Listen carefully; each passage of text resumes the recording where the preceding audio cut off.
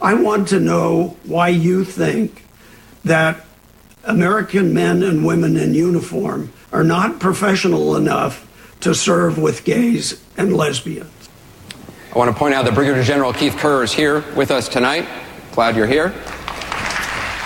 And Jim, what made his appearance more controversial than it might even seem is that he has had work in the past with both the Kerry and Hillary Clinton campaigns. There are also charges that several others who asked questions the other night of Republicans were Democrats or had Democratic allegiances. Right. Hats off to the blogosphere, which did the legwork that CNN should have done, which is they've identified as many as 6 of these questions, all as ringer Democrats, planted in there to make the Republicans look bad. Look, CNN should have disclosed fully who this man was. That he's not just a general and all these things. He served his country honorably. Good for him.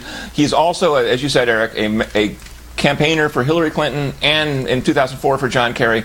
That should have been in the discussion, and it wasn't. And actually, before the discussion, Cal, it seems that CNN was preparing the way for the aftermath. A CNN senior vice president said this: guess what? There are troublemakers on the internet. It's really easy for the campaigns to game the system. It would be really easy. It would be easy for a really organized campaign to stack the deck. We want a really Republican debate that underscores the differences among candidates. But he seemed to know that there would be some deck stacking. He raised the issue. Exactly. And the bureau chief of CNN in Washington, I thought, had a limp excuse, said, gee, you can't Google everybody. It'll be interesting to see what happens now with the next Democratic debate that CNN is involved in. Will they guard the gates to make sure that no Republican plants come in there? I doubt it.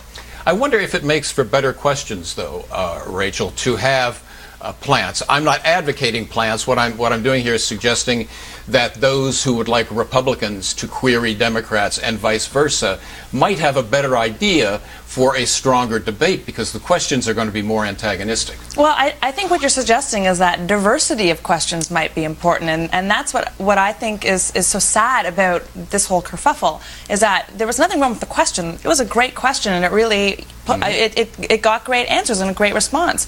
But sadly, that is being lost in the fact that the general is now being impugned based on his affiliations, and CNN, you can Google everybody. It's really easy. That's why I waste a lot of time. Exactly. Jane, would you like to get in on the kerfuffle?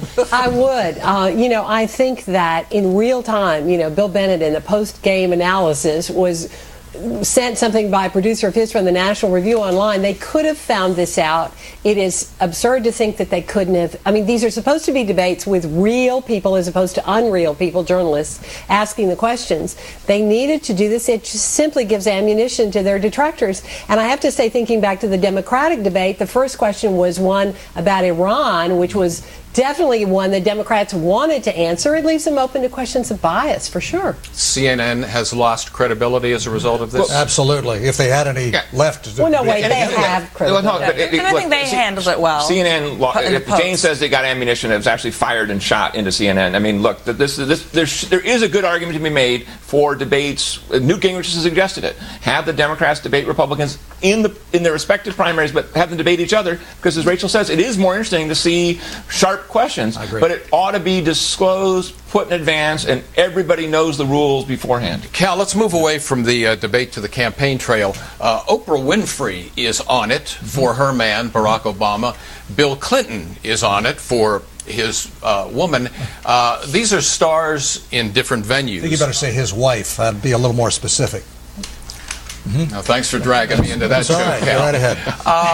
What do you think about the role that celebrities will have this year? It's always seemed to me that no one much cares, but we've got some big names this year, bigger than ever before, out campaigning earlier than before. Right. What's going to be fascinating about the Oprah Winfrey versus Barbara Streisand versus the other celebrities is that there's a real contest for the African American vote. The question is, will Oprah be able to draw a significant number of African-American voters away from their loyalty to Bill and Hillary Clinton? That's an unanswered question. The second part of that is, will there be a wall of separation between what Oprah does on her talk show and what she does as a private citizen, or will some of that cross over onto the talk show, giving Obama an unfair political advantage? Well, it's already crossed over. Obama's been on the show, and I don't believe another candidate has been on. As a matter of fact, she has said, I think, hasn't she, Jane? She'll have no other political candidate on the show. She said that. I think that's